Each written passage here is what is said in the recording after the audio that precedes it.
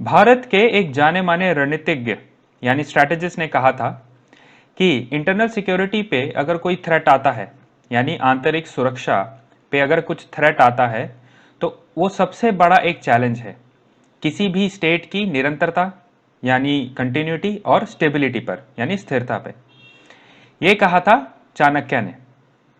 Okay, इसी विचार के साथ मैं आपका स्वागत करता हूं इस कोर्स में, सिक्योरिटी चैलेंजेस फॉर इंडिया। ये course GS3 general studies paper 3 का पार्ट है। ये हमारा ओरिएंटेशन सेशन है। इसमें हम थोड़ा सा इंट्रोडक्शन लेंगे कि ये चीज़ क्या है, इसका सिलेबस क्या है, इसमें कैसे सवाल पूछे जाते हैं, इसको क्यों तैयार करना चाहिए, है ना, इसमें चैलेंजेस, सिक्योरिटी चैलेंजेस को प्रिपेयर करने के लिए क्या चैलेंजेस हैं, है ना, और थोड़ा बहुत देखेंगे कि सवाल कैसे आते हैं, एंड एक आपके लिए सरप्राइज एलिमेंट भी है। ओके, तो इसी के साथ इसको स्टार्ट करते हैं। पहले चलते हैं इसकी इंपॉर्टेंस क्या है, मतलब इसको हमें प्रिपेयर क्यों करना चाहिए, है ना। अब आप सोच रहे होगे कि इसमें क्या बात होगी, ये तो एग्जाम के लिए प्रिपेयर करना ही है, इसमें क्या इसको बताने की ज़रूरत है। बट अगर पॉइंट क्या होता है कि हम सोचते हैं कि ये जब छोटा सा एक पार्ट है, जैसे कि ये आप बोल सकते हैं कि 1/5 पार्ट है GS पेपर 3 का, तो इसमें लोग सोचते हैं कि ये मेंस के बाद कर लेंगे, और फिर मेंस के बाद लेकिन फोकस करना होता है आंसर राइटिंग पे, तो फिर मेंस के बाद वो टाइम वहाँ चला जाता है। तो अगर आप पहले इसको पर प्रिपेयर कर ले, कम से कम इसके बेसिक्स कर ले, है ना, और करंट अफेयर्स बाद में अपडेट कर ले प्रीलिम्स के बाद, तो काफ़ी फ़ायदा हो जाता है। ओके, उससे एक आपको मेंटल पीस रहता है कि मैंने प्रिपेयर किया हुआ है, और इसमें से अभी हम देखेंगे कि हर साल अप्रॉक्सीमेटली 50 to 60 मार्क्स का आता है। ओके, तो ऐसे तो इसको छोड़ नहीं सकते, है ना। तो प्रीलिम्स में देखिए फर्स्ट इंपॉर्टेंस तो यही है, हमें क्यों प्रिपेयर करना है कि हम प्रीलिम्स में इसको प्रिपेयर नहीं करते क्योंकि इसका सिलेबस में नहीं आता है। जो प्रीलिम्स का सिलेबस है उसमें इंटरनल सिक्योरिटी नहीं है लेकिन अब आप सोचोगे हम तो कुछ ना कुछ पढ़ते ही हैं मिसाइल वगैरह का। देखिए वो चीज़ें यहाँ पे नहीं पूछी जाती हैं, यहाँ पे पॉलिसी लेवल पे पूछा जाता है, या फिर जैसे उसका एनालिसिस पूछा जाता है कि भारत अगर कोई कदम उठा रहा है या कोई और देश कुछ कदम उठा रहा है तो उससे हमारे सिक्योरिटी को क्या इशू आएगा। और जो हम पढ़ते हैं प्रीलिम्स में, जैसा मैंने कहा, उसका कोई इतना रेलेवेंस नहीं आता है। ओके, जैसे मिसाइल्स हैं और एक्सरसाइजेस वगैरह हैं वो अलग है। ओके, मेंस के लिए एनालिसिस पे फोकस करना है जो एब्सेंट रहता है प्रीलिम्स में। और ये भी कि भारत को क्या स्ट्रैटेजी फॉलो करनी चाहिए, क्या रणनीति रखनी चाहिए आगे बढ़ते हुए चीज़ों में, है ना, चाइना से डील करते हुए या आईसिस से डील करते हुए, है ना, या लेफ्ट विंग एक्सट्रीमिज्म जो है, माओइज्म बोल सकते हैं जिसको आप। दूसरा ये है कि मेंस सब्जेक्टिव है ना। और एक इशू क्या हो जाता है कि प्रिपरेशन भी सब्जेक्टिव हो जाती है, क्योंकि हम GS3 में इकोनॉमी और एग्रीकल्चर पे बहुत ज़्यादा फोकस कर देते हैं, ठीक है। लेकिन बात क्या है कि वो प्रीलिम्स में भी प्रिपेयर हो जाता है, ये फायदा हो जाता है उसका। फिर उसके बाद आता है इन्वायरमेंट है, ओके, साइंस एंड टेक है, इसको भी आप काफ़ी हद तक प्रिपेयर कर लेते हैं। डिजास्टर मैनेजमेंट एक छोटा सा टॉपिक है लेकिन ये ज़्यादा से ज़्यादा 1 दिन या 2 दिन का काम होता है। इन्वायरमेंट और SNT ये आप काफ़ी हद तक पहले प्रिपेयर कर लेते हो, और उसी के बाद थोड़ा सा एनालिसिस देखना पड़ता है, थोड़ा सा, मतलब। बट इसमें क्या है, इसके जो बेसिक्स है ना वो भी नहीं है प्रीलिम्स में। ओके, तो इसीलिए काफ़ी लोग इसको इग्नोर कर देते हैं और सोचते हैं कि करंट अफेयर से ही कर लेंगे। लेकिन करंट अफेयर्स से क्या होता है, उसके नई चीज़ों के बारे में पता चलता है, लेकिन जो बेसिक है वो करंट अफेयर्स में नहीं होता है। इसमें आपको चीज़ें समझनी पड़ेंगी थोड़ी सी, क्योंकि ये थोड़ा सा एक टेक्निकल सब्जेक्ट है। ओके, और जैसा मैंने कहा कि प्री और मेंस के बीच में लोग किस पे फोकस ज़्यादा कर देते हैं, ऑप्शनल पे करेंगे, आंसर राइटिंग पे करेंगे, एथिक्स पे करेंगे, क्योंकि एथिक्स भी पूरा छोड़ ही देते हैं। 99% लोग एथिक्स पूरा छोड़ देते हैं। ओके, क्योंकि क्लासेस का भी यही टीचिंग पैटर्न होता है, तो वो एथिक्स का कोर्स प्रीलिम्स के बाद होता है। कई बार वर्ल्ड हिस्ट्री भी लोग छोड़ देते हैं, वो भी प्रीलिम्स के बाद होता है। फिर देखो ऑप्शनल करना है, तो ये सब करते करते कुछ ना कुछ छूटता ही है, और ज़्यादातर वो वर्ल्ड हिस्ट्री होता है, नहीं तो साइंस एंड टेक होता है। क्योंकि IR देखिए हर पेपर में ऐसे कुछ फैक्टर्स हैं जो मेंस में आते हैं। GS1 में सोसाइटी का पार्ट है और थोड़ा थोड़ा ज्योग्राफी का पार्ट है, थोड़ा सा ही। फिर GS2 में अपना गवर्नेंस का पार्ट है। फिर IR का लेकिन एनालिसिस पार्ट वो कवर हो जाता है प्री में भी। प्री मतलब प्रीलिम्स का जब आप प्रिपेयर करते हैं तो न्यूज़पेपर प्रिपेयर करते हैं तो उसमें आ जाता है। गवर्नेंस ये पार्ट है जो थोड़ा मेंस के लिए। फिर थोड़ा सा जो सोशल जस्टिस पार्ट है वो भी थोड़ा थोड़ा, मतलब ऐसा है। लेकिन ये जो GS3 में इंटरनल सिक्योरिटी है इसका कोई लिंक नहीं है प्रीलिम्स की प्रिपरेशन से। इनका थोड़ा थोड़ा लिंक आ ही जाता है, या पेपर पढ़ते हुए आपको सोसाइटी के बारे में पता चलता है, आईआर के बारे में पता चलता है, इंटरनल सिक्योरिटी में भी आपको पता चलेगा, आपको पता चलेंगी लेटेस्ट चीज़ें क्या हो रही हैं। लेकिन ये थोड़ा सा टेक्निकल सब्जेक्ट हो जाता है। ये सेकंड पॉइंट है कि ये इंपॉर्टेंट क्यों है, क्योंकि ये थोड़ा टेक्निकल सब्जेक्ट है। मतलब मनी लॉन्ड्रिंग है, साइबर सिक्योरिटी है, ओके, सोशल मीडिया के थ्रेट्स हैं, ये थोड़ी सी टेक्निकल चीज़ें हैं, मतलब इनके बारे में पढ़ना पड़ेगा और इनसे रिलेटेड थोड़ा सा जार्गन लिखना पड़ेगा। ओके, सो फायदा भी है इसका, अगर आप टेक्निकली थोड़ा सा आंसर लिखोगे, मतलब एकदम जनरल नहीं लिखोगे, ओके, मनी लॉन्ड्रिंग की प्रॉपर डेफिनेशन लिखोगे, इंटरनल सिक्योरिटी की प्रॉपर डेफिनेशन लिखोगे, तो मार्क्स मिलने के चांसेस भी बढ़ जाते हैं। क्योंकि यूपीएससी वैसे तो बोलते हैं कि जनरल स्टडीज़ है, कि एक आम इंसान को पता होता है जो वेल रेड होता है, ये एक यूपीएससी के लिए ऑफिशियल वर्डिंग है ये, है ना। तो रिक्वायर्स मतलब नो स्पेशल क्या बोलते हैं उसको, प्रिपरेशन चाहिए उसके लिए। लेकिन आंसर जब आप कई बार लिखते हो तो कई क्वेश्चंस में थोड़ा स्पेसिफिक होना पड़ता है, और ये इंटरनल सिक्योरिटी वैसा ही एक टॉपिक है। ओके, तो पहली बात तो हम प्री में प्रिपेयर नहीं करते। ओके, फिर प्रिपरेशन थोड़ी सब्जेक्टिव हो जाती है, कोई कोई कुछ छोड़ देता है, कोई कोई कुछ छोड़ देता है। ठीक है, फिर तीसरा यही है कि ये थोड़ा टेक्निकल सब्जेक्ट है, तो अगर आप प्रिपेयर करोगे आपको फ़ायदा होगा, क्योंकि कंसेप्ट आते हैं इसमें। ओके, ऑर्गेनाइज क्राइम और रिलेशन विद टेररिज्म एक टॉपिक है, उसके बीच में अब ये जनरली तो कई बार नहीं पता होता ना, कई लोग को क्राइम के बारे में कम पता होता है, तो वो टेक्निकल चीज़ें अगर आप नहीं पता पढ़ोगे उसके बारे में, तो न्यूज़पेपर में भी कई बार देखिए, न्यूज़पेपर में वो टर्म डायरेक्टली यूज़ करते हैं, है ना, टर्म यूज़ होती है, वैसे आपको वो नहीं बताएगा कि इसका मतलब क्या है ना, हर आर्टिकल नहीं बताएगा। और काफ़ी सारी न्यू डेवलपमेंट्स भी होती रहती हैं, अब बंदा अकेले अकेले क्या ट्रैक करे, है ना, तो इसीलिए अगर कहीं बना बनाए कुछ मिल जाए तो अच्छी बात है ना, क्योंकि अगर आपको प्री और मेंस के बीच में ही प्रिपेयर करना है इसको, तो क्यों ना ऐसे एक मतलब सॉलिड स्ट्रक्चर्ड वे में प्रिपेयर किया जाए। ओके, फिर चौथा ये एक चीज़ है कि ये जो टॉपिक है इंटरनल सिक्योरिटी का, ये काफ़ी इंटरलिंक्ड है। इंटरलिंक्ड मतलब, एक मिनट मैं नेक्स्ट स्लाइड पे लेता हूँ। सो ये इंटरलिंक्ड है। इंटरलिंक्ड मतलब ये दूसरे जीएस टॉपिक से लिंक होता है, जैसे कि इंटरनेशनल रिलेशन से लिंक होता है। अभी हम जैसे कई बार जो सवाल आते हैं वो आ जाते हैं कि म्यांमार बॉर्डर पे आ जाएगा, ओके, गोल्डन क्रिसेंट, ये ड्रग रिलेटेड है, स्पेसिफिकली अगर देखा जाए तो ओपीएम के लिए। ओके, तो इंटरनेशनल रिलेशन पे ऐसे आ जाता है। ओके, ये सेंट्रल साउथ और वेस्ट एशिया जो है ना, सेंट्रल साउथ और वेस्ट एशिया तीनों पे ओवरलैप करता है एक तरीके से। ठीक है, जैसे अफगानिस्तान हो गया, ईरान हो गया, पाकिस्तान हो गया। ठीक है, तो ये सब को इंक्लूड करता है। अब ऐसे तो है नहीं कि अगर भारत कुछ करना चाहता है, ठीक है, अगर मतलब इससे हमारे यहाँ इफेक्ट होता है ना, ओपीएम आता है, तो जब ये कुछ करना चाहेगा तो अकेले तो कर नहीं पाएगा, तो ऐसे इंटरलिंक होता है। फिर वन बेल्ट वन रोड है, इससे क्या इशू आते हैं, okay, China Pakistan economic corridor, इससे क्या इशू आते हैं, तो ये इंटरनेशनल रिलेशन हो गया।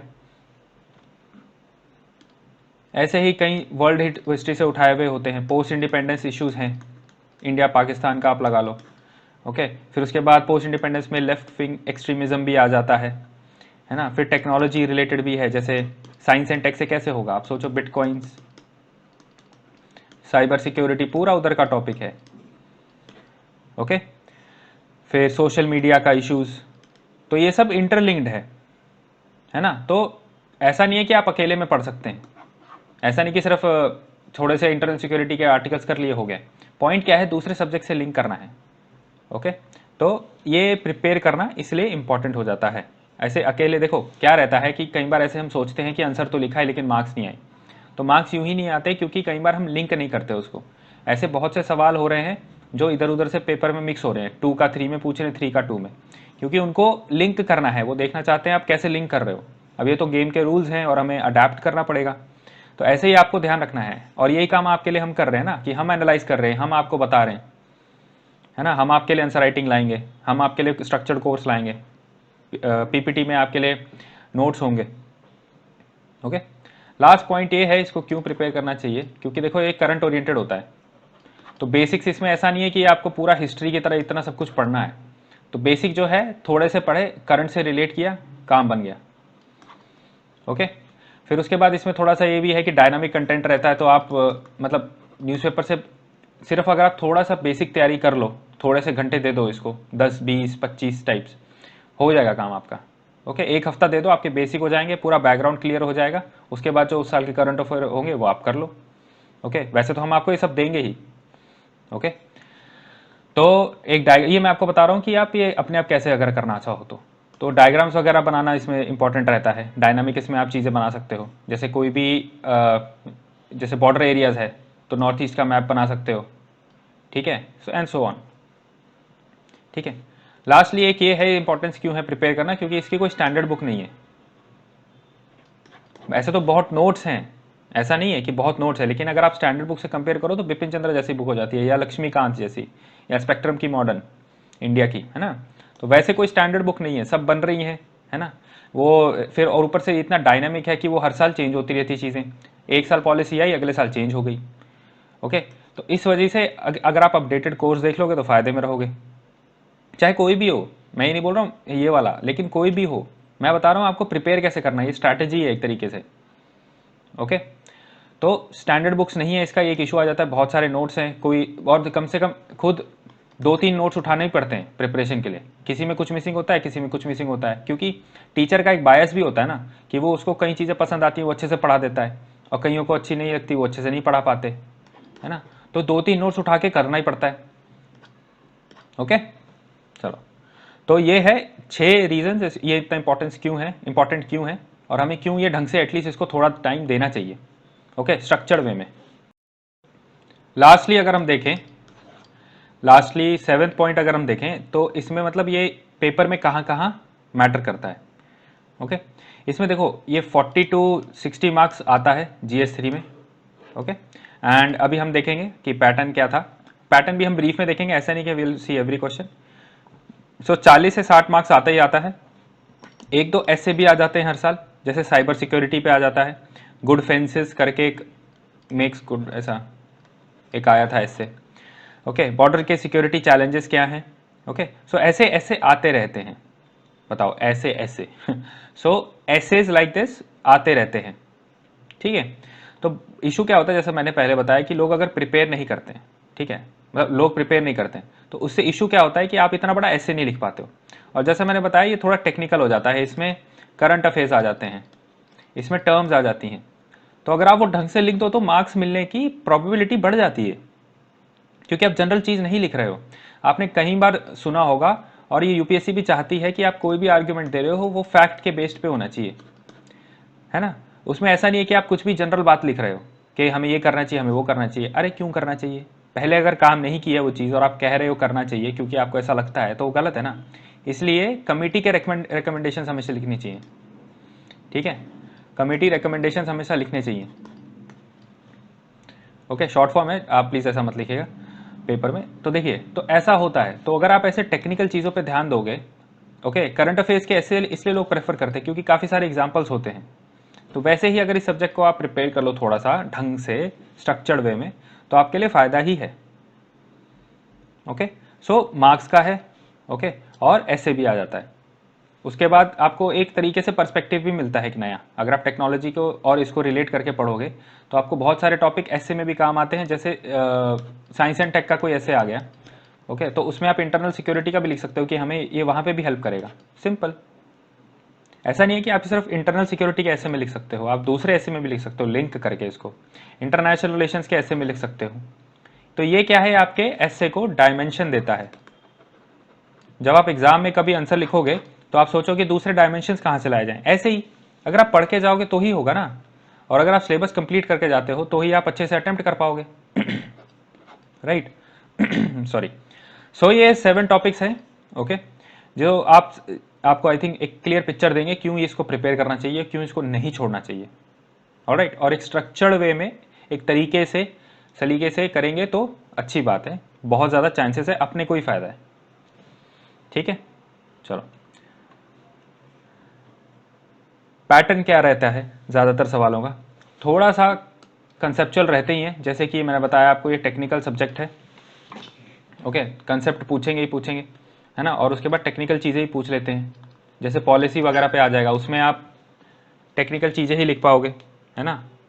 राइट, उसके बाद जो टेक्निकल डेफिनेशंस हैं उनको इग्नोर नहीं कर सकते। सो ऐसा है, कंसेप्चुअल भी आते हैं, टेक्निकल भी आते हैं। ओके, करंट अफेयर्स का वेट रहता है, लेकिन वो करंट अफेयर्स में ऐसे नहीं पूछेंगे कि जो हो रहा है, वो पूछेंगे उसके पीछे का basic.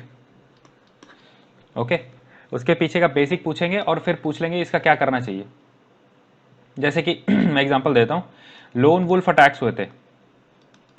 Okay, lone wolf attacks मतलब जैसे सुसाइड अटैक होता है, तो क्वेश्चन आ गया सोशल मीडिया पे कि how it can be a tool to recruit a terrorist.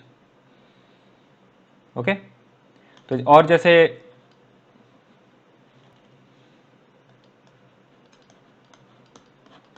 Unlawful activities prevention act है, इस पे आ गया था सवाल, एनआईए पे आ गया था। ओके, ये करंट अफेयर्स से आता है। तो कैसे करना है कि देखो, बेसिक तो करना ही है। ओके, उसका फायदा डबल होता है। तो देखो, आपको करंट अफेयर समझ में आता है, दूसरा इस सवाल वहीं पे ज़्यादातर वही पूछेंगे। जैसे अमेंडमेंट हुआ है, ओके, तो वो पूछ लेंगे क्यों हुआ है ना। और कई बार वो बेसिक से ही किया जाता है कि ये क्यों आया था, और बैकग्राउंड पूछ लेंगे कि पहले क्यों लाया गया था। तो हर बार करंट अफेयर्स में नहीं होता, वो बेसिक का पार्ट हो जाता है। ओके, तो क्यों है, क्यों आया है ये एक्ट, और वाई डज इट मैटर, क्या ज़रूरत थी इसकी। तो बेसिकली जैसे मैंने आपको बताया, प्री से पहले अगर आप ये बेसिक प्रिपेयर कर लो तो आपका बहुत फ़ायदा है। ओके, आप बाद में करंट अफेयर से अच्छे से रिलेट कर पाओगे। ओके, अभी जैसे और एग्जांपल अगर लेना हो, तो अगर लेफ्ट विंग एक्सट्रीमिज्म है, इस पे टॉपिक आ सकता है कि जैसे न्यू रेड कॉरिडोर पे आ सकता है। ओके, तो ऐसे ऐसे टॉपिक्स आते रहते हैं, इन पे पूछा जा सकता है। ठीक है, जैसे एक टेररिज्म पे आ गया था कि वो एक कंपीटिंग इंडस्ट्री क्यों बन गया है। ओके, और ये बहुत ज़्यादा एनालिटिकल सवाल है, बहुत ज़्यादा। बिल्कुल इसमें फैक्ट आएंगे ही, लेकिन इसके ऊपर एनालिसिस बहुत इंपॉर्टेंट था। ओके, तो इसके लिए क्या होता है कि कई बार बहुत सारे आर्टिकल्स पढ़ने पड़ते हैं अच्छी जगह से। ओके, जैसे एग्जांपल एक अफ्रीका का था, एक टेररिस्ट ऑर्गेनाइजेशन, वो एक दूसरे के साथ लड़ते रहते हैं कि हमें रिसोर्सेज मिल जाएं, है ना, हमें फंडिंग मिल जाए, उसके लिए लड़ते रहते हैं। तो और ये कैसे हो रहा है, सोशल मीडिया के थ्रू। तो अगर आप पहले से समझ लो कि सोशल मीडिया क्या है, और आपको सिलेबस रटा हो कि सोशल मीडिया क्या है, या फिर सिक्योरिटी चैलेंजेस ऑफ इंडिया में क्या क्या टॉपिक्स हैं, तो आप उसको बेटर रिलेट कर पाओगे, है ना। और प्रीलिम्स के बाद तो बहुत सारी कंपाइलेशन आ सकती हैं और आती भी हैं, तो आप उनको देख के अपना आंसर अच्छा बना सकते हो। लेकिन वही काम अगर आप पहले बेसिक कर रहे हो, पहले 1-2 महीना में बेसिक में डाल रहे हो, ठीक है, तो फिर वो इशू आ जाएगा ना, आपका टाइम जाएगा उधर। ठीक है, तो ये आगे के लिए अप्रोच है। बट अगर आप अभी अभी प्री के बाद प्रिपेयर कर रहे हैं, तो ये जो कोर्स है ये आपको स्ट्रक्चर्ड वे में चीज़ें देगा। Okay, with current affairs. तो आपको कुछ ऐसे करने की ज़रूरत नहीं पड़ेगी, स्पेशल आर्टिकल्स पढ़ने की, वो काम हम कर देंगे। ओके, तो क्वेश्चन वैसे इंटरेस्टिंग आते हैं, बोरिंग से नहीं होते, देखकर लगता है अरे क्या पूछ लिया। ठीक है, तो अगर थोड़ा सा आप बेसिक प्रिपेयर करके जाओ तो कहीं ना कहीं वहीं से आते हैं, वहीं से लिंक करके आते हैं, घुमा फिरा के पूछ लेते हैं। ओके, तो क्योंकि आप खुद ही सोचो ना, यूपीएससी ये एक इंटरनल सिक्योरिटी जो है, इसके लिए स्टैंडर्ड बुक जब है ही नहीं, तो फिर जो यूपीएससी बनाने वाला है सवाल, एग्जामिनर जो है, उसके लिए भी, उसके पास भी कोई स्टैंडर्ड सोर्सेज नहीं है। तो वो भी कहाँ से देखते हैं, वो भी बेसिक पढ़ते हैं, है ना, और वो भी करंट अफेयर्स पे ध्यान देते हैं, वो भी अच्छे अच्छे आर्टिकल्स पढ़ते हैं। ओके, फिर पूछ लेते हैं। ठीक है, और अगर ये लोग पूछते हैं ऐसा, तो आप भी थोड़ा ऐसे आंसर लिखो कि आंसर स्टार्ट कर रहे हो तो स्ट्रक्चर में लिखो, है ना, इंट्रो, बॉडी, कंक्लूजन। उसमें फिर आप ये बता दो इंट्रो में बैकग्राउंड क्या चल रहा है, या करंट अफेयर्स में क्यों आया है। ओके, बैकग्राउंड सॉरी बॉडी में आप लिखो जो पूछा गया है। ओके, जैसे गवर्नमेंट इनिशिएटिव ज़रूर लिखो, गवर्नमेंट सरकार उसके लिए क्या कर रही है। ओके, चैलेंजेस क्या हैं चीज़ों को लेकर। कंक्लूजन में आप वे फॉरवर्ड में ये सोल्यूशन लिख सकते हो। अगर सोल्यूशन पूछा नहीं है सवाल में अलग से, तो कंक्लूजन में आप लिख सकते हो 2 लाइनें। अगर पूछा गया अलग से, तो आपको फोकस भी करना पड़ेगा, अलग से बॉडी में लिखना पड़ेगा। ओके, तो ऐसे ही हम पढ़ाएंगे आपको। कोई भी इशू होगा उसको पहले समझाया जाएगा, फिर गवर्नमेंट ने क्या किया है वो बताया जाएगा। ओके, चैलेंजेस क्या हैं उसके लिए ओवरऑल भारत के लिए, और हमें क्या करना चाहिए। इसी में से आएगा घूम फिर के, या तो इन चारों में से कुछ पूछ लेंगे, या फिर कुछ 2 पूछ लेंगे, यही करेंगे। ओके, और याद रखिएगा यूपीएससी में हमेशा विड्थ पे ध्यान दीजिए, ठीक है, डेप्थ पे नहीं। एक टॉपिक को ज़्यादा से ज़्यादा 2 जगह से पढ़िए, दैट्स इट, उससे ज़्यादा नहीं। बट उसको ऐसा नहीं है कि मतलब डेप्थ में नहीं, थोड़ी डेप्थ में करना है। ओके, लेकिन ज़्यादा विड्थ पे ध्यान देना है। पीएचडी नहीं करनी है किसी भी टॉपिक पे, एक्सेप्ट ऑप्शनल में अगर आप थोड़ा डीप जाना चाहें तो वहाँ पे वर्थ इट भी है, वहाँ पे पूछते भी हैं वैसा, लेकिन इन टॉपिक्स में जाने की कोई ज़रूरत नहीं है। ओके, चलो 2013 से 19 में ये मार्क्स इतना पूछा गया है, एवरेज 50 है एक्चुअली में मतलब उतना ही सवाल पूछ रहे हो, उतने ही मार्क्स का। एक ही बार 14 में थोड़ा स्पाइक हुआ था, 5-6 सवाल आ गए थे 12.5 के, ठीक है। तो ये इनका है, तो इसको we can not ignore at all. Okay, किसी कंपाइलेशन पे लास्ट में एक हफ्ते की पढ़ाई पे डिपेंड नहीं कर सकते, थोड़ा सा बेसिक चाहिए ताकि आप कंटेंट डिफ्रेंशिएट कर सको। अब सब वही कंपाइलेशन पढ़ेंगे तो वही मार्क्स मिलेंगे जनरल। थोड़ा सा अगर आपको 10 मार्क्स ज़्यादा चाहिए या 5 मार्क्स ज़्यादा चाहिए, चलो ये 50 मार्क्स का आता है, दूसरे मान लो 25 से 30 स्कोर कर रहे हैं, अगर आपको 35 से 45 के बीच में या 35 से 40 के बीच में लाना है तो फिर कुछ तो एफर्ट डालना ही पड़ेगा ना। ओके, तो थोड़ा सा प्रिपेयर करने की कोशिश करिए। ओके, सिलेबस को देखते हैं फटाफट। तो ये इसके 5 पार्ट्स हैं। ओके, पहला है linkages between development and spread of extremism, role of external state and non state actors in creating challenges to internal security, ठीक है। फिर ये cyber security, social media, okay, networking sites, उससे क्या इशू आता है, मनी लॉन्ड्रिंग क्या है, ओके, लैंड बॉर्डर, बहुत ज़्यादा हमारे जो बॉर्डर एरियाज है बहुत सारे, देखो इंडो पाकिस्तान, ठीक है, चाइना, भूटान, नेपाल, म्यांमार, बांग्लादेश, इनसे कैसे लिंक होता है, ठीक है।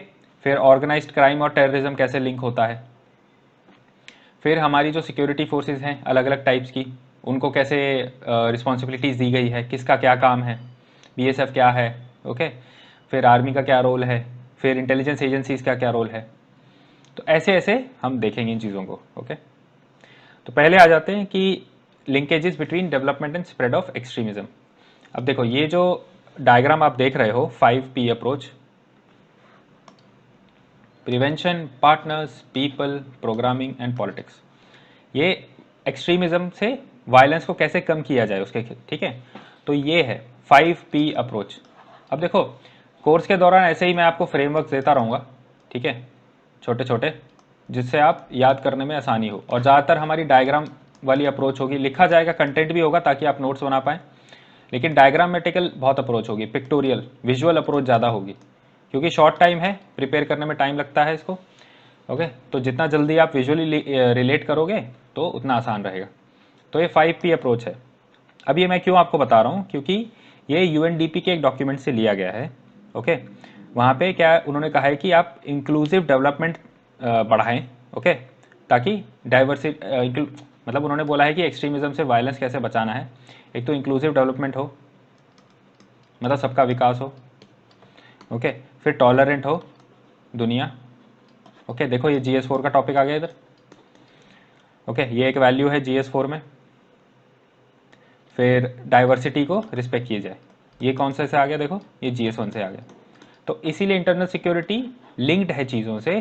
तो अगर ये आपको पर्सपेक्टिव कोई एग्जाम टीचर दे देता है तो एग्ज़ाम में आपको हेल्प ज़रूर होगी, आप अलग अलग डायमेंशंस पे ध्यान दे पाएंगे। और देखो सोर्स भी क्या है, UNDP। तो ऐसे ही चीज़ें मैं लाऊंगा आपके लिए, ओके, जो थोड़ी डिफरेंट हो, और जो गवर्नमेंट डॉक्यूमेंट हो या इंटरनेशनल डॉक्यूमेंट हो बड़े बड़े ऑर्गेनाइजेशंस के, उसमें से आंसर निकाल के लाया जाए कि किसी चीज़ को कैसे सॉल्व करना है। ओके,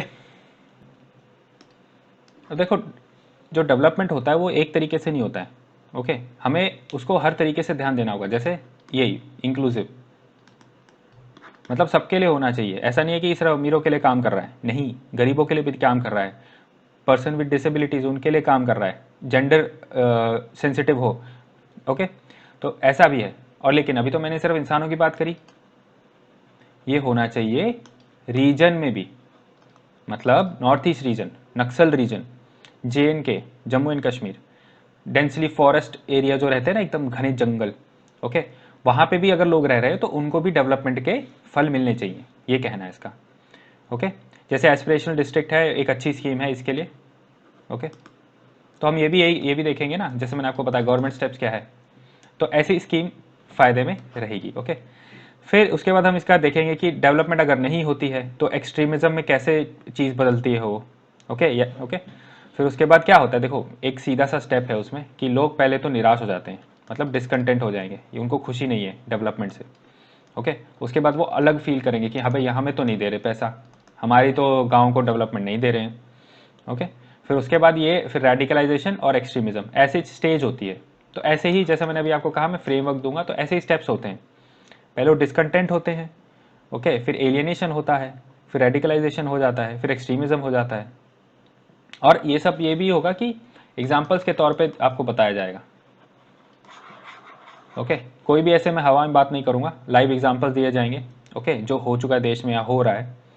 ओके, और ये भी फिर देखा जाएगा, सीधी सी बात है कि डेवलपमेंट अगर होती है, विकास अगर होता है, तो एक्सट्रीमिज्म कैसे रोका जा सकता है। ओके, जैसे एक एग्जांपल है, उड़ीसा में एक ब्रिज है गुरप्रिया। ओके, वो एक ब्रिज है, उससे कैसे उसने क्या किया कि बहुत सारे जो ऐसे आइसोलेटेड एरिया थे, जो दूर दराज के एरिया थे, उनको कनेक्ट किया है। ओके, और इससे फिर काफ़ी सरेंडर हुआ उस रीजन में एक्सट्रीमिस्ट्स का, जो लेफ्ट विंग एक्सट्रीमिस्ट्स होते हैं, उनका काफ़ी वहाँ पे सरेंडर भी हुआ। ओके, तो ऐसे एग्जांपल्स आपको मिलेंगे। ठीक है, फिर हम देखेंगे कि LWE का कैसे पैदा हुआ, फेजेस क्या थे, इसको कैसे रोका जा रहा है या रोकने की कोशिश की गई है, कहाँ पे अगर रोका गया है तो कैसे रुका है, और कहाँ फेल हुआ है, सीधी सी बात। ओके, इसका एक इम्पॉर्टेंस पता है क्यों है, क्योंकि ऑनरेबल एक्स प्राइम मिनिस्टर कह के गए थे मनमोहन सिंह कि ये one of the biggest challenge, one of the क्या मतलब बिगेस्ट चैलेंज है ये भारत के लिए। ओके, बिगेस्ट चैलेंज है भारत के लिए। ओके, फिर ये थोड़ा इंपॉर्टेंट भी है, ऐसा छोटा दिखता है लेकिन ये टॉपिक बहुत ज़्यादा इंपॉर्टेंट है, linkages between development and extremism. Okay, चलो नेक्स्ट टॉपिक पे आते हैं। सिलेबस का जो पार्ट है, role of external state and non state, इनका चैलेंजेस क्या है। ओके, इनसे कैसे चीज़ें गड़बड़ाती हैं। ओके, तो ये एक एग्जांपल है, स्लीपर सेल का डायग्राम है, टेररिस्ट कैसे स्लीपर सेल एक मैनेज करती है। ओके, हैंडलर, उस फिर स्लीपर सेल का लीडर, ऐसा। एनीवेज, तो अभी देखो स्टेट क्या होता है। स्टेट ये लोग होते हैं, जैसे मैं डेफिनेशन तो हम देखेंगे क्लास में, अभी जैसे मैं एग्जांपल देता हूँ, जैसे पाकिस्तान हो गया, चाइना हो गया, म्यांमार हो गया। ओके, USA हो गए, रशिया हो गए। ओके, बेसिकली ये सॉवरन होते हैं, इनका मेन इंपॉर्टेंट चीज़ है सॉवरन।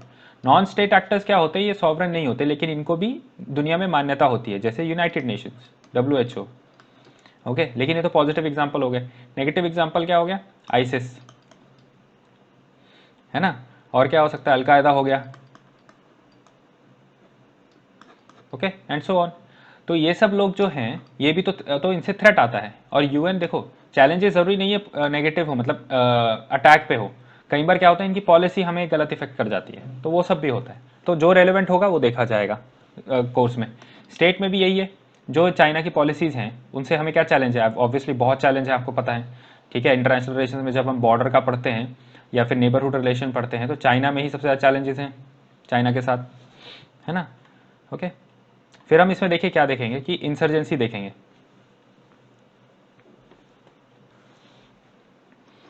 ओके, इसको पूरा डिटेल में देखेंगे, फिर बाहर का क्या इफेक्ट आता है, म्यांमार से क्या रिलेशन है, फिर चाइना से क्या रिलेशन है इसमें। ओके, फिर और इसमें ये भी देखा जाएगा स्टेट वाइज, मतलब क्या होता है कि म्यांमार के इश्यूज अलग होंगे, मेघालय के अलग होंगे, सॉरी, म्यांमार से अगर कुछ इफेक्ट हो रहा है तो जो बॉर्डर पे है उनके स्टेट के अलग अलग होंगे, आसाम का अलग इफेक्ट होगा। ठीक है, NRC भी देखा जाएगा इसमें, उससे रिलेटेड। ओके, फिर उसके बाद मिलिटेंसी इन कश्मीर में देखेंगे कि वही पाकिस्तान का क्या रोल रहा है, और अब चाइना वहाँ पे CPEC बना रहा है। ठीक है, तो इसके फेजेस क्या थे, 1980 से कैसे बढ़ गया है, ये इवॉल्व कैसे हुआ था, है ना। पाकिस्तान की पॉलिसी कैसे धीरे धीरे चेंज हुई है, जिससे पहले तो वो बोलता था कि पहले कि कश्मीर जो है पाकिस्तान का पार्ट है। ओके, और अब बोलते हैं कि कश्मीर मिलिटेंसी जो है वो इंतफादा है। नवाज शरीफ जो थे उन्होंने ये UN स्पीच में कहा था। ठीक है, तो हम देखेंगे कि क्या हो रहा है, क्या होना चाहिए, क्या कर सकते हैं।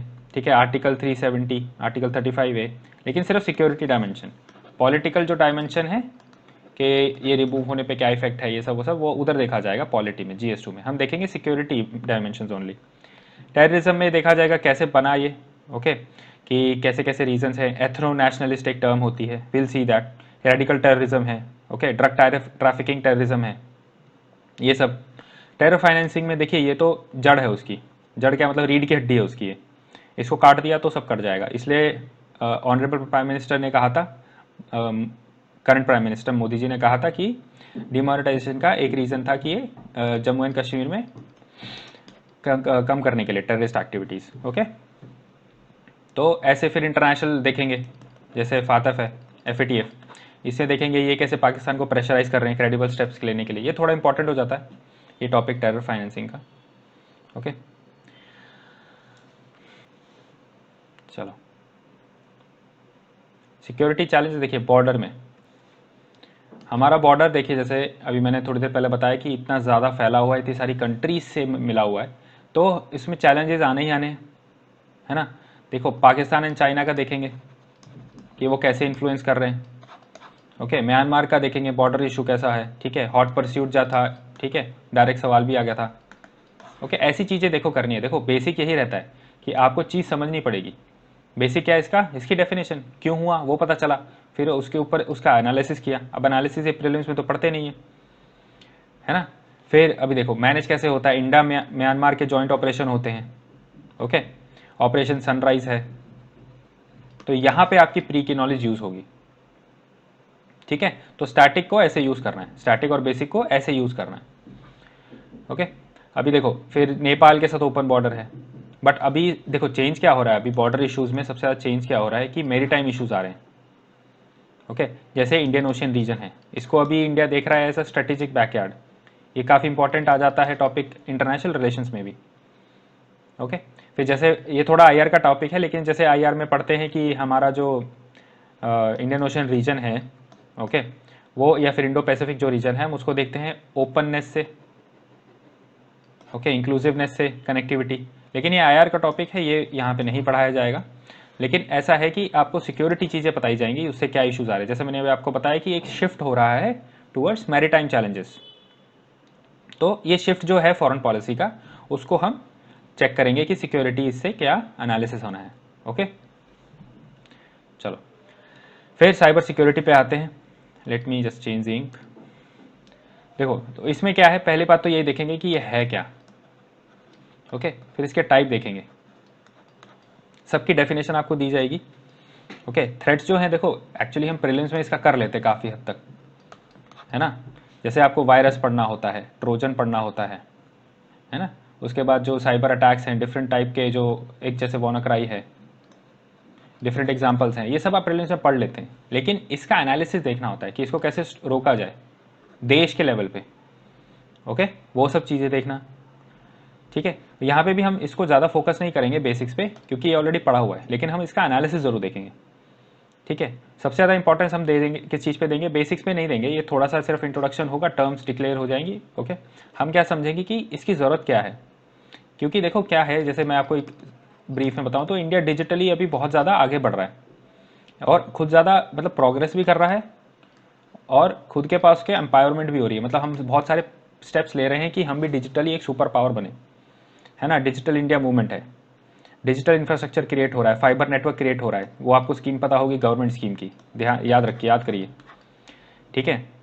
तो और उसके बाद काफ़ी सारी कंपनीज जो हैं, ओके, प्राइवेट कंपनीज, वो भी गीगाबिट नेटवर्क में इन्वेस्ट कर रही हैं। तो इंडिया डिजिटल हब बन रहा है ना। इंडिया डिजिटल हब बन रहा है, तो उसको सिक्योर तो करना ही पड़ेगा। ओके, फिर और भी होते हैं कि देखिए इशू क्या आ जाता है कि भारत में थोड़ा सा हम लोग स्केप्टिक हो जाते हैं टेक्नोलॉजी के लिए। इसको तो कोई अवॉइड कर नहीं सकता, भारत क्या हर जगह ही है। ओके, इससे आप लडाइट करके एक टर्म होती है, ओके, इसको आप करिएगा, पढ़िएगा लडाइट कौन थे। ओके, तो हम कोर्स में देखेंगे, तो अभी मैं हर चीज़ बताने लग जाऊंगा तो इंट्रोडक्शन लेक्चर नहीं, पूरा कुछ और ही हो जाएगा ये। ओके, एनीवेज, तो हम देखेंगे फिर स्टेप्स क्या थे, क्या लिए गए हैं, ठीक है। और ऐसा नहीं है कि सिर्फ गवर्नमेंट से नहीं, जो प्राइवेट ऑर्गेनाइजेशन हैं उन्होंने क्या किया है, बिजनेसेस क्या कर रहे हैं, इंटरनेशनल कोलैबोरेशन क्या हो रही है। क्योंकि देखो ये एक चीज़ पे इसका सबसे बड़ा फंडा पता है क्या, सबसे इंपॉर्टेंट फंडा अगर मैं आपको बताऊं, इसका कोई बॉर्डर ही नहीं है।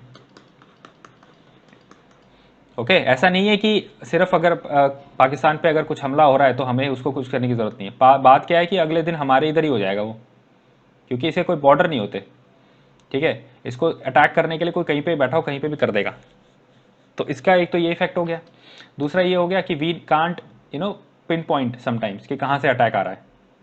इतनी सोफिस्टिकेटेड टेक्नोलॉजी कई बार हैकर यूज़ करते हैं, और ज़्यादातर वो कंट्री से ही होता है, क्योंकि कोई छोटा हैकर इतनी टेक्नोलॉजी नहीं कर सकता यूज़ कि एक देश के खिलाफ खड़ा हो जाए।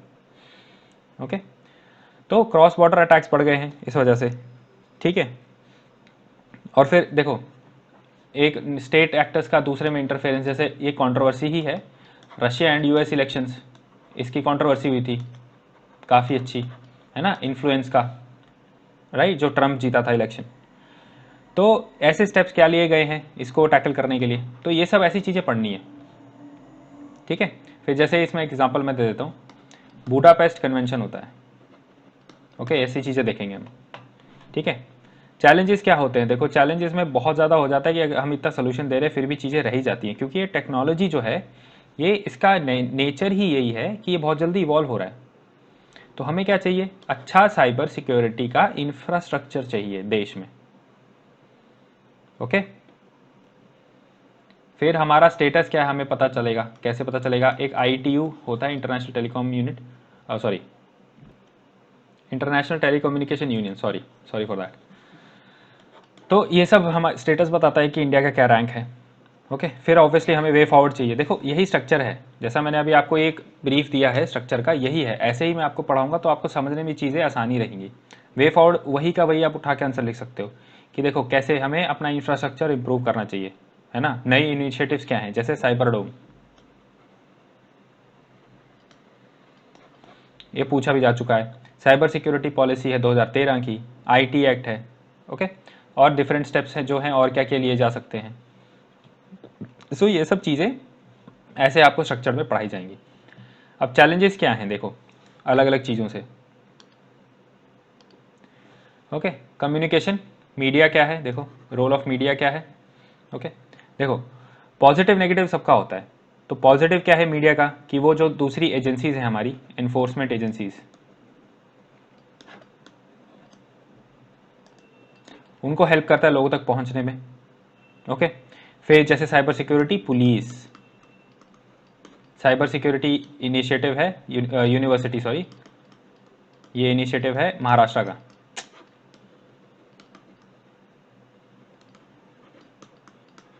तो ये सब स्टेप्स क्यों लिए गए हैं, क्योंकि धीरे धीरे पता चल रहा है कि सोशल मीडिया या मीडिया जो है उसका इफेक्ट क्या आ रहा है, ओके। हैदराबाद पुलिस यूज़ करती है सोशल मीडिया का बिग डेटा एक एप्लीकेशन पे क्रिमिनल्स को ट्रैक करने के लिए, ठीक है। नेगेटिव साइड, जैसे मैंने अभी थोड़ी देर पहले आपको बताया, लोन वुल्फ अटैक्स,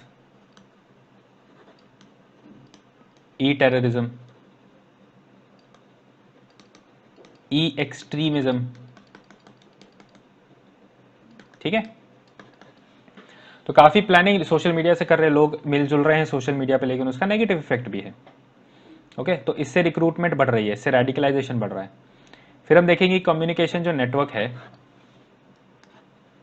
ये क्रिटिकल इंफ्रास्ट्रक्चर है और इसको उसी तरीके से टारगेट किया जाता है, ओके। जैसे गवर्नमेंट के ईमेल्स हैं हैक करने के लिए, इसलिए अब अलग ही सिस्टम बना दिया गया है, भारत सरकार के जो ईमेल्स हैं ना वो अब अलग ही सिस्टम पे रहते हैं, अलग ही सर्वर पे रहते हैं, ठीक है। फिर इसको देखेंगे कि इसको कैसे हम इन भारत कैसे हैंडल कर रहे हैं, जैसे मैंने अभी एक आपको एग्जांपल बताया, ओके। तो देखो जैसे इंटरनेट की जो क्या बोलते हैं पेनिट्रेशन बढ़ती जा रही है ना हमारी ज़िंदगी में, तो हमें अपने आप को उतना ही उस चीज़ से प्रोटेक्ट करना है। फिर ये प्राइवेसी के जो इश्यूज़ हैं, ओके, वो आ जाते हैं पॉलिटी में आ जाते हैं, लेकिन ऐसा बस हम मेंशन करेंगे कि ये सब भी इश्यूज़ हैं, ठीक है। फिर जो क्रिटिकल इंफ्रास्ट्रक्चर है हमारा, stock exchange, nuclear power plants, okay, इनको कैसे हम बचा रहे हैं, हमारी जो ग्रिड है ना, वाटर ग्रिड हो गई, पावर ग्रिड हो गई, ओके। तो हमें इन सबको सिक्योर करना ही करना है ना। तो कम्युनिकेशन नेटवर्क को हमें ऐसे सिक्योर करना है इतने सारी चीज़ों में जब वो यूज़ होता है, ठीक है। और ऐसा नहीं है सिर्फ भारत का है ये, अभी हर देश जो है ना उसको ऐसे नॉन फिजिकल थ्रेट्स सबको आ रहे हैं और सबको बचाना है अपने आप को, ओके। तो हम ये देखेंगे कि भारत कैसे अपने आप को बचा रहा है बाहर के और अंदरूनी साइबर सिक्योरिटी चैलेंजेस से, ठीक है। अभी इस पे आते हैं टेररिज्म पे, कि मनी लॉन्ड्रिंग, लेकिन इसका रिलेशन क्या है टेररिज्म का ऑर्गेनाइज क्राइम से, ठीक है। इसको देखो अभी ये दो टॉपिक हैं, इसको कंबाइन कर दिया है, ऐसा ही करूँगा मैं कि जो रेलेवेंट रहती है चीज़ें वो एक साथ कंबाइन की जाएंगी ताकि पढ़ने में आसानी हो, ठीक है। तो हम देखेंगे कि ऑर्गेनाइज क्राइम क्या है और टेररिज्म क्या है। टेररिज्म थोड़ा पहले ही देख लेंगे, लेकिन यहाँ पे उसका सिर्फ लिंक देखेंगे, ओके। कैसे ये कंबाइन करते हैं, कहाँ पे ये मिलते हैं, और ये अगर कहीं लोकेटेड हैं तो कैसे लोकेटेड हैं, ठीक है। देखो प्रॉब्लम क्या है, ये दोनों मिल के एक बहुत विशियस सर्कल बनाते हैं, विशियस मतलब ऑर्गेनाइज क्राइम हेल्प करता है टेररिज्म की, टेररिज्म हेल्प करता है ऑर्गेनाइज क्राइम की, ओके। तो इसको सोसाइटी के लिए बहुत नुकसानदायक है और हम इसका एक मॉडल भी कवर करेंगे, आंसर राइटिंग में देखेंगे, ठीक है, गोल्डन क्रेसेंट, गोल्डन ट्रायंगल, इन सबको देखेंगे, क्रेसेंट, गोल्डन ट्रायंगल। ठीक है, तालिबान हो गया, ये एक गुड एग्जांपल है इन चीज़ों का, क्योंकि वो कंबाइंड है, पता है क्या, वो ऑर्गेनाइज क्राइम में भी है और वो टेररिज्म में भी है, तालिबान। तो ऐसी जो ऑर्गेनाइजेशन है ये बहुत डेंजरस होती जा रही है और चेंज होता जा रहा है चीज़ें। पहले अगर ऑर्गेनाइज क्राइम रहते थे चुपचाप रहते थे, टेररिज्म रहते थे ये मतलब हल्ला करते थे, अभी दोनों ही हो गया है, कोई कुछ भी कर रहा है, तो इसको कैसे हैंडल किया जाए। फिर मनी लॉन्ड्रिंग में देखेंगे कि कैसे होता है, ट्रांजैक्शन क्या है, 3 स्टेजेस क्या है मनी लॉन्ड्रिंग की, भारत में इंस्टीट्यूशनल स्ट्रक्चर क्या है इस चीज़ को हैंडल करने के लिए। ठीक है, फिर ये ब्लैक मनी में कैसे कन्वर्ट होता है, उसको कैसे रोका जाए। ओके, तो देखो मनी लॉन्ड्रिंग ये क्यों पढ़ना है, क्योंकि इसका इकोनॉमिक तो इम्पैक्ट है ही, देश का जो पैसा है वो देश का नहीं रहता, सीधी सी बात। उसके बाद सोशल इसका भी इम्पैक्ट है, करप्शन बढ़ रही है। ओके, उसके बाद लोगों पे इफेक्ट होता है बहुत ज़्यादा, उनकी लाइफ पे। ठीक है, ऑर्गेनाइज क्राइम जो मनी लॉन्ड्रिंग का जो लिंकेज है उससे, तो ये सिर्फ इकोनॉमी के लिए ही बुरा नहीं है, ये सोशल लाइफ के लिए भी बुरा है। ओके, अभी जैसे इंस्टीट्यूशनल स्ट्रक्चर में अगर हम देखें तो पीएमएलए है। ठीक है, एनीवेज चलो नेक्स्ट है वेरियस सिक्योरिटी फोर्सेस और उनका क्या मैंडेट है, ये लास्ट टॉपिक है। ओके, तो इसमें इन्फोर्समेंट में जैसे हम देखेंगे कि police reforms, okay, and we will ignore some political things इसमें, क्योंकि बहुत ज़्यादा आ जाती हैं, है ना, जैसे फेक एनकाउंटर्स हैं। ओके, तो उन सबको थोड़ा, उनकी जो पॉलिटिकल एंगल है वो छोड़ा जाएगा, सिर्फ लॉ जो उसका है उस पर ध्यान दिया जाएगा। ओके, और जैसे और भी चीज़ें हैं, जैसे एक कश्मीर में पुलिसमैन वॉज कॉट, है ना, उनको पकड़ा गया था, वो हेल्प करते मिलिटेंट्स की, वो क्या चीज़ें हैं, पॉलिटिकल चीज़ें और बाकी चीज़ें नहीं देखी जाएंगी, उसका सिर्फ सिक्योरिटी एंगल देखा जाएगा। इंटेलिजेंस एजेंसीज में हम देखेंगे एनआईए, आईबी, रॉ, स्ट्रक्चर देखेंगे क्या मैंडेट है। फिर हम देखेंगे कि ओवरऑल भारत में स्ट्रक्चर क्या है, ओके, नेशनल सिक्योरिटी का। ओके, फिर उसको चेंज कैसे किया जा रहा है, cabinet committee of security on security है, फिर डीपीसी है, okay, defence planning committee, okay, फिर एनएसए है, ये सब कहाँ फिट होता है, home minister, defence minister, prime minister की रिस्पॉन्सिबिलिटी। तो ये हम पूरा स्ट्रक्चर देखेंगे, मैं थोड़ा शॉर्ट फॉर्म ज़्यादा यूज़ करता हूँ ओके, बट ये स्ट्रक्चर है, दिस मीन्स स्ट्रक्चर। ओके, और देखो तो ऐसा है कि इसको पूरा देखना ज़रूरी है, तो एक आपको पिक्चर मिल जाएगी, तो अगर आपको कोई भी आंसर लिखना पड़े कि कैसे चीज़ें इंप्रूव करनी है, उसमें काम आता है वो। फिर पैरामिलिट्री को देखा जाएगा। ठीक है, पैरामिलिट्री ऑफिसर का देखो, फिर उसमें देखो थोड़ा सा पर्सनल इश्यूज भी इसमें लेने पड़ते हैं, क्योंकि कई बार ऐसे कंप्लेंट आती है ना कि हमें उतनी रिस्पेक्ट नहीं मिलती है जितनी आर्मी को मिलती है। ओके, बेनिफिट भी उनको ज़्यादा मिलते हैं। जैसे एक सीआरपीएफ ऑफिसर थे, और उसका उनका एक मतलब वो बता रहे थे कि मेरा रिश्ता ठुकरा दिया गया था बिकॉज मैं आर्मी में नहीं था, ओके, पैरामिलिट्री में था, लेकिन जान तो दोनों ही दे रहे हैं, है ना, तो रिस्पेक्ट बराबर क्यों ना मिले। तो ये भी एक वो चीज़ होती है, ये एथिकल एंगल हो जाता है। आप सोचेंगे कि ये सिक्योरिटी एंगल नहीं है, एथिकल है या पर्सनल है, बट ये एथिकल आ जाता है, तो इसलिए थोड़ा सा पढ़ना ज़रूरी हो जाता है। तो इसके अंदर हम ये सब देखेंगे। ओके, तो यहाँ तक ये हमारा डिस्कशन था। अब देखो, मैंने आपको जैसे बताया कि मेरी यही अप्रोच है कि मैं आपको ऑथेंटिक सोर्सेज से पढ़ाऊँ, ओके, रेडीमेड नोट से नहीं, जो मार्केट में अवेलेबल है। तो second ARC will be heavily referred, इसको रेफर किया जाएगा। ओके, काफ़ी सारा गुड मटेरियल है अवेलेबल, देखो ऐसा कुछ नहीं है कि जो मार्केट में अवेलेबल है वो ख़राब है, प्लीज़ ऐसा मत समझिएगा, बट ये जस्ट मेरी अप्रोच है। ओके, तो इससे क्या होता है, देखो ऑथेंटिक आंसर्स मिलते हैं, ऑथेंटिक कीवर्ड्स मिलते हैं, और सिर्फ ये एक रिपोर्ट नहीं है, और भी 2 रिपोर्ट है जिनका एग्जाम्पल मैं आपको दूंगा। तो ऑथेंटिक कीवर्ड होता है, देखो क्या होता है कि जब जो भी मार्केट में आ रहा है, देखो एक एक मार्क्स मैटर करता है, फाइनल एम क्या है, मार्क्स लाना। उसके लिए क्या करना पड़ेगा, थोड़ा सा अलग कंटेंट लिखना पड़ेगा, थोड़ा सा अलग कंटेंट लिखने के लिए थोड़ी ज़्यादा मेहनत करनी पड़ेगी, लेकिन अगर वो मेहनत का टाइम आपके पास नहीं है तो आपको ये कोर्स देख लेना चाहिए।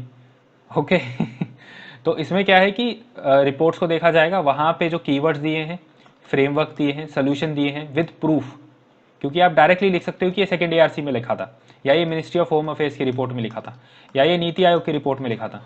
जब आप ऐसा लिखोगे ना तो फ़र्क पड़ेगा। ठीक है, तो यहाँ से काफ़ी सारे फ्रेमवर्क्स उठाए जाएंगे, ओके, इस रिपोर्ट में से पूरा तो करने का कोई फ़ायदा नहीं होता, लेकिन जो जो रिलेवेंट चैप्टर्स है वो देखे जाएंगे। ओके, फिर जैसे इसके अंदर क्या क्या आता है मैं आपको बता देता हूँ कि एक लेफ्ट विंग एक्सट्रीमिज्म है, नॉर्थ ईस्ट के इश्यूज़ हैं और टेररिज्म के इश्यूज़ हैं, अच्छे दिए। ओके, फिर नेक्स्ट आते हैं नीति आयोग की न्यू इंडिया एट 75। ये तो आपने देखो देखा ही होगा, इस रिपोर्ट के बारे में तो पता ही होगा, और हम इसमें से वही लेंगे जो हमारे लिए रेलेवेंट होगा। प्लीज़ ऐसा ध्यान रखिए, पूरी रिपोर्ट नहीं कराई जाएगी। ओके, और देखो क्या रहता है सबसे ज़्यादा इंपॉर्टेंट कहाँ है, ये वे फॉरवर्ड में, कंक्लूजन में, सोल्यूशंस देने में। जेनेरिक आंसर और जेनेरिक सोल्यूशन दोगे ना, वो बोल बच्चन लगते हैं। अगर आप ऐसे कोट करोगे ना, कोट मतलब आप सोर्सेज कोट करोगे कि आपने यहाँ से उठाया, तो थोड़ी सी क्रेडिबिलिटी आ जाती है आंसर में। और देखो सीधी सी बात है, वहाँ कौन सा वो चेक करेगा। लेकिन अगर आप थोड़ा बहुत पढ़ लो ना इस चीज़ को, और आपको पता लग जाए कि आप देखो, जब आप 5-10 बार इस चीज़ को पढ़ोगे ना, मतलब जो मैं बताऊंगा, तो आपको एक ट्रिक पता चल जाएगी अपने आप कि हाँ ये जनरल चीज़ें हैं, ये हम लिख सकते हैं। तो मेरा जो कोर्स रहेगा उसमें ऐसा ही है कि मैं आपको आंसर राइटिंग भी कराऊंगा, ठीक है, और ये आपको चीज़ें भी बताऊंगा कि कैसे यूज़ करनी है। तो जैसे इसमें इसको रिपोर्ट्स को कहाँ यूज़ करना है, वे फॉरवर्ड में, ठीक है। जैसे इसमें एक स्ट्रैटेजी है नॉर्थ ईस्ट के लिए, वो देखेंगे तो क्रेडिबल सोर्स हो गया। फिर इसमें भी एक्सट्रीमिज़म के लिए बोला गया है कि कैसे टैकल करना है, वो देखा जाएगा, और डेवलपमेंट कैसे बढ़ानी है ना। तो इनको देखेंगे तो बहुत चीज़ें हेल्प मिलेंगी ना, और क्रेडिबल रहेगा। जैसे आप पॉलिटी पढ़ते हो, तो लक्ष्मीकांत में लास्ट में क्या दिया हुआ है, रिव्यू ऑफ कॉन्स्टिट्यूशन वाली रिपोर्ट, उसमें से अगर आप स्टेप्स लिखो तो बहुत अच्छी बात होती है, और उसको आप डायरेक्टली कोड भी कर सकते हो, है ना। वो वाली थी ना, national commission to review the working of constitution, NCRWC। Okay, तो उसको यूज़ करो पॉलिटी में, तो वैसे ही इसको हम यूज़ करेंगे। अब देखो मिनिस्ट्री ऑफ होम अफेयर्स है, एक्सट्रीमली क्रेडिबल। ओके, हर साल निकलती है, बहुत अच्छी चीज़ है।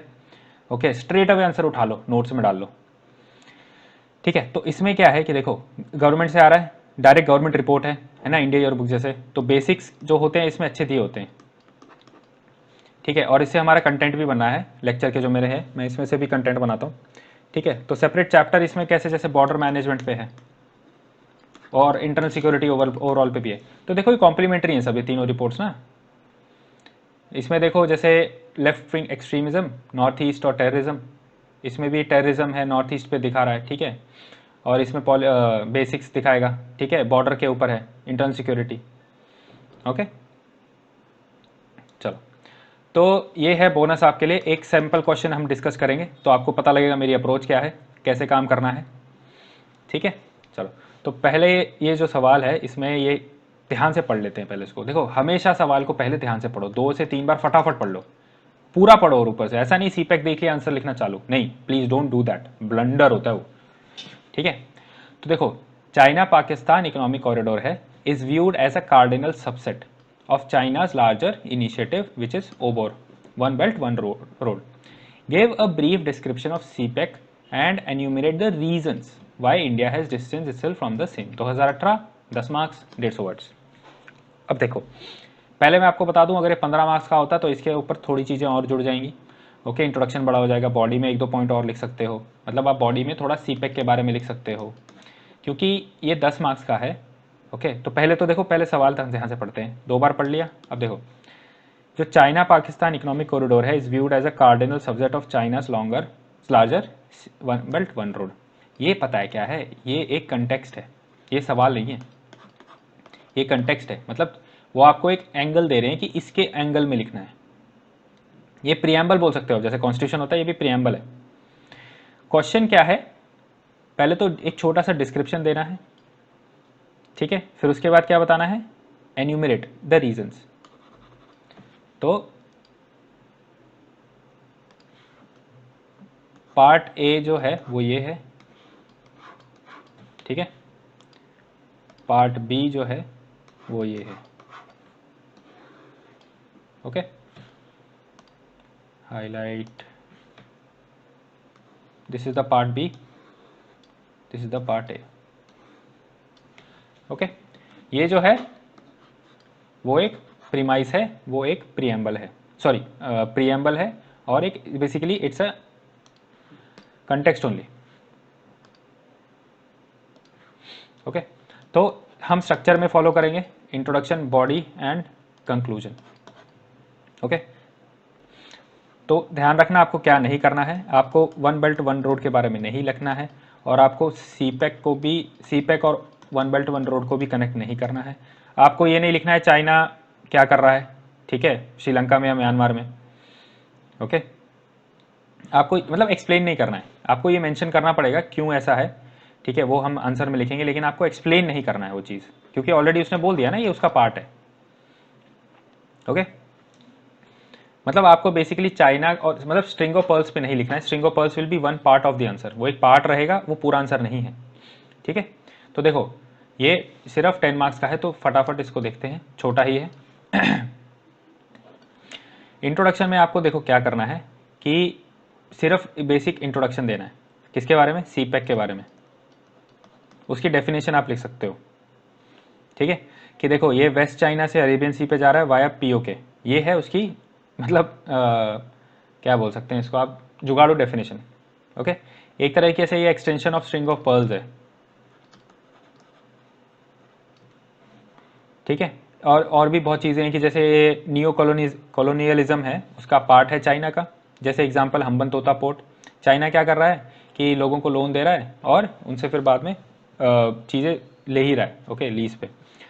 एनीवेज, तो इससे क्या हो रहा है, एक तो पहले ये लिखो कि सीपैक की डेफिनेशन क्या है, एक दो लाइन में, उसके बाद ये लिखो कि ड्यू टू विच चाइना बहुत ज़्यादा पास आ रहा है हमारे बॉर्डर के, ओके, इसीलिए सरकार इसको सपोर्ट नहीं कर रही है। ये आपने देखो इंट्रोडक्शन का रोल क्या होता है, एक लाइन या दो लाइन में आप ये बता दो कि मतलब अगर इसकी टोटल 4 लाइन है, आप 2 लाइन या 1 लाइन में ये बता दो कि आपको सवाल समझ में आ गया। सवाल क्या है कि ये सीपैक क्या है, एक बता दिया 2 लाइन में, फिर 1 लाइन में ये बता दिया कि ये हमारे यहाँ मतलब चाइना जो है, देखो पर्सपेक्टिव क्या है, कंटेक्स्ट क्या है हमारे आंसर का, कि चाइना अनकंफर्टेबली इंडिया के पास आ रहा है, उस वजह से भारत इसको मना कर रहा है, ठीक है, और ये हमारी सॉवरेनिटी भी रिस्पेक्ट नहीं कर रहा है, ठीक है। तो और बेसिकली क्या है कि एक तो टेक ओवर करने की कोशिश है इंडिया पे और इंडिया के सराउंडिंग एरियाज पे, और या हम पे प्रेशर डालने के लिए, है ना, और हमारे रिसोर्सेज भी लेने हैं अगल बगल में, ठीक है, सी रिसोर्सेज।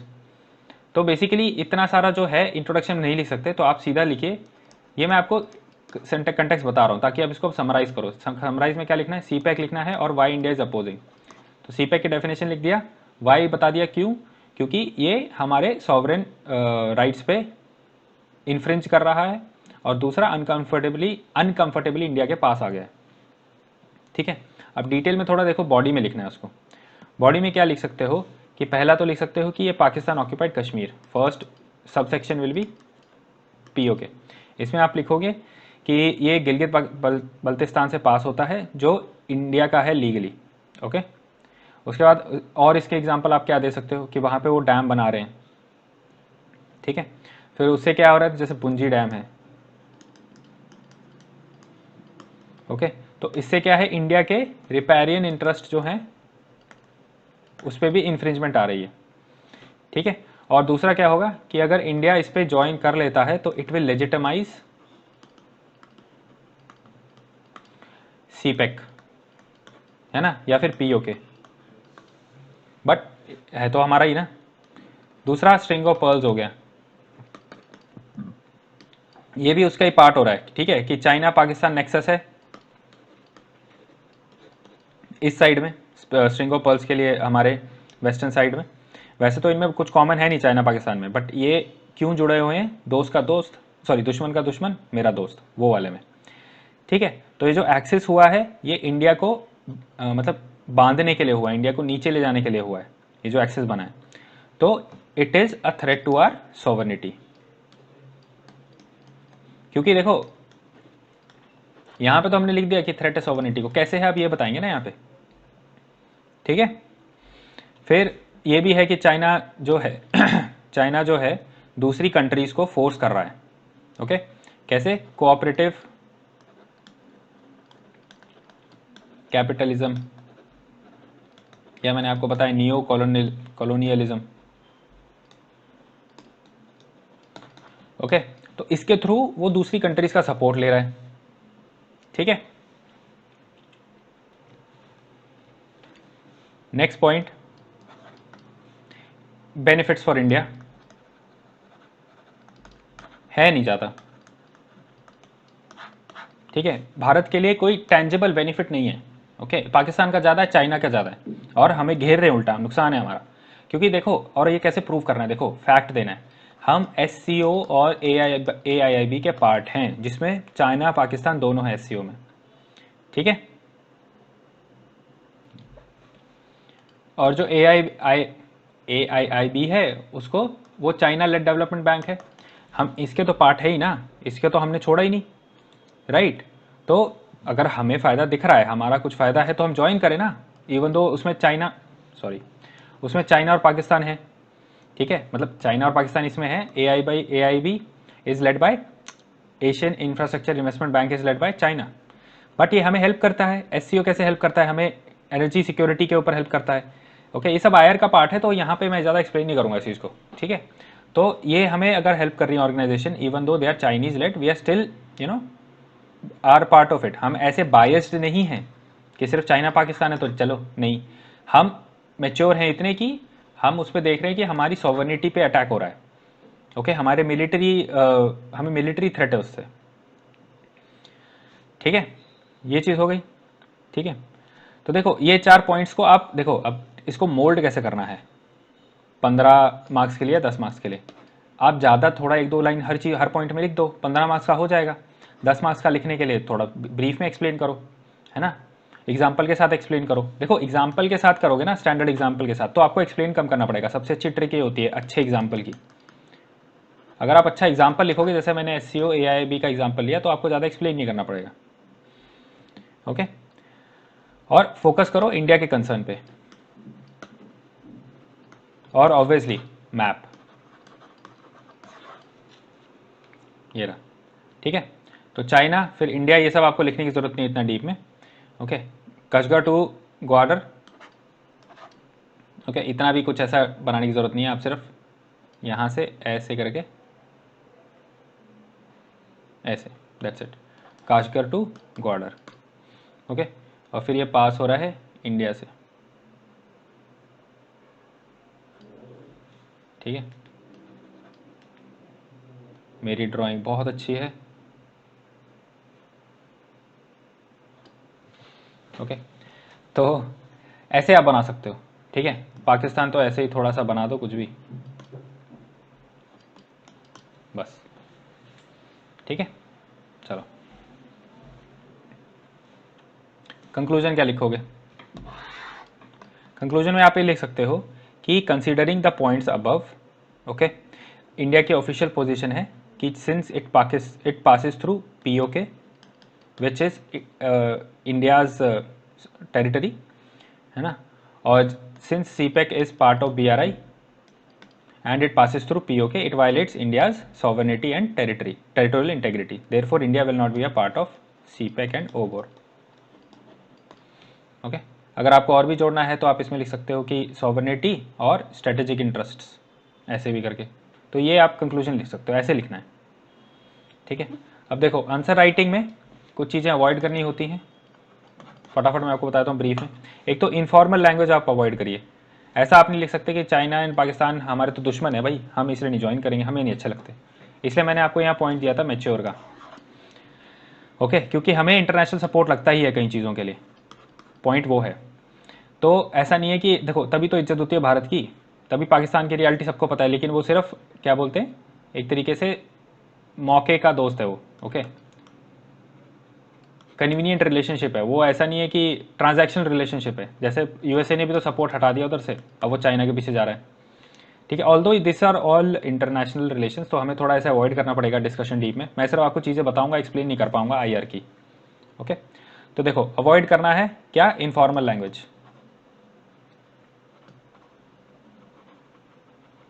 कि हमारे एनिमीज है हम इसलिए नहीं करेंगे। ठीक है, दूसरा, जैसे लोगों की टेंडेंसी होती है इड्सा के पेपर पढ़ने की, उसकी ज़रूरत नहीं है। ओके, हमें UPSC के लिए प्रिपेयर करना है, ना कि इड्सा का इंटरव्यू देना है। UPSC का अप्रोच यही है कि थोड़ा आप विड्थ में चीज़ें ध्यान दें और एनालाइज करें। एनालाइज करने के लिए अच्छे आर्टिकल्स पढ़ना इनफ है। इट्सा के जैसे आप 1-2 आर्टिकल्स पढ़ लो महीने में, या 2-3, ओके, उतना बहुत है। ऐसा नहीं कि पूरा स्ट्रैटेजिक रिपोर्ट ही पढ़ते बैठ रहे हो उसका। और इतने लेवल का रीजनिंग भी चाहिए नहीं, इतने लेवल का लॉजिकल रीजनिंग आप बोल सकते हो। क्योंकि भैया 150 वर्ड का सवाल है। देखो ये इसी वजह से एक रीज़न है कि कोई जो बच्चे मास्टर्स रहते हैं किसी सब्जेक्ट में, वो मार्क्स अच्छे नहीं आते उनके ऑप्शनल में। कई बार होता है ऐसा, बहुत बार होता है, क्योंकि वहाँ नॉलेज नहीं चाहिए सिर्फ, वहाँ एक तरीके से प्रेजेंटेशन भी होती है। प्रेजेंटेशन क्या, आप नीटली लिख रहे हो, डायग्राम बना रहे हो जहाँ ज़रूरत है, ओके, आप उसको कितनी चीज़ों से लिंक कर रहे हो। जैसे IR से तो लिंक होगा ही, है ना, इस आंसर में IR से लिंक होगा, तो इसको लिंक कर रहे हो कि नहीं ढंग से, अच्छे पॉइंट लिख रहे हो कि नहीं, ठीक है। और ऊपर से बात ये भी होती है, रिटर्न ऑन इन्वेस्टमेंट होता है, तो 40-50 मार्क्स के लिए आप इतना रिसर्च थोड़ा करते बैठोगे, ठीक है। तो हमेशा रिटर्न ऑन इन्वेस्टमेंट देखो, मार्क्स कैसे, सॉरी कितने सवाल के, कितने मार्क्स के सवाल आ रहे हैं, ओके। तो प्लीज़ इस चीज़ को ध्यान रखो, तो काफ़ी फ़ायदा होगा, ठीक है। तो let's take a quick summary. हमने पहले इंपॉर्टेंट समझी, उसमें 7 पॉइंट थे, ओके। फिर उसके बाद हमने पैटर्न देखा, हमने देखा कि कितने क्वेश्चंस पूछे जा रहे हैं, सिलेबस देखा, डिफरेंट पार्ट समझे कैसे अप्रोच रहेगी, ओके। उसके बाद हमने एक रिपोर्ट्स देखा, मेरा जो कंटेंट है वो कहाँ से आपके लिए मैं लाता हूँ या लाऊंगा, ठीक है। फिर ये थोड़ा सा बोनस चीज़ थी, सैम्पल क्वेश्चन डिस्कशन। सेशन थोड़ा लंबा हो गया इस वजह से, बट सवाल डिस्कस करना है, वो ऐसे तो डिस्कस होगा नहीं, ओके। चलो, thank you so much for listening, thank you for your patience. I hope ये सेशन आपके लिए हेल्पफुल हुआ होगा, कि आपको थोड़ा पता चलेगा कि कैसे करना है, ओके। इवन दो अगर आप ये कोर्स ना भी ज्वाइन करें तो भी आपको समझ में आए कि चीज़ें कैसे करनी है। मैंने आपको काफ़ी कुछ बता दिया है, काफ़ी सारी गाइडलाइंस दे दी हैं, ओके। टाइम है, आप करिए उस चीज़ को, कोई इशू नहीं है। बट आई होप कि आपको एक गाइडेंस मिले, आपको एक रास्ता मिले कि क्या फॉलो करना है, क्या नहीं करना है, स्ट्रक्चर क्या है, सिलेबस कैसे देखना है ना। और आपको ये भी पता चला कि हमारा कोर्स कैसे रहेगा, हम लोग किस तरीके से आपको पढ़ाएंगे, ओके। तो चलिए, thank you so much again. Hopefully class में मिलेंगे, है ना, होपफुली हमारी और रिलेशनशिप बढ़ेगी। तो चलिए, यहाँ तक के लिए इतना ही, okay. Thank you so much and good luck, bye bye.